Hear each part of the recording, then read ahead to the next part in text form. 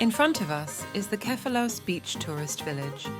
This hotel offers spacious rooms with balconies and sea views. The staff are friendly and helpful. The hotel has a large outdoor pool, a heated indoor pool, and a tennis court. You can also enjoy water sports, French boules, and archery.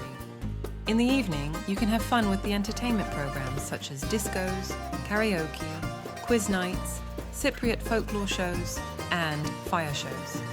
However, not everything is perfect here. Some guests did not like the food, which was bland, frozen, or processed. They also did not like the loud music that played until late at night. Some guests said the cleaning was not great. Overall, this resort is a good hotel for a beach holiday if you do not mind the food and the noise. Most guests like the hotel and would recommend it to others.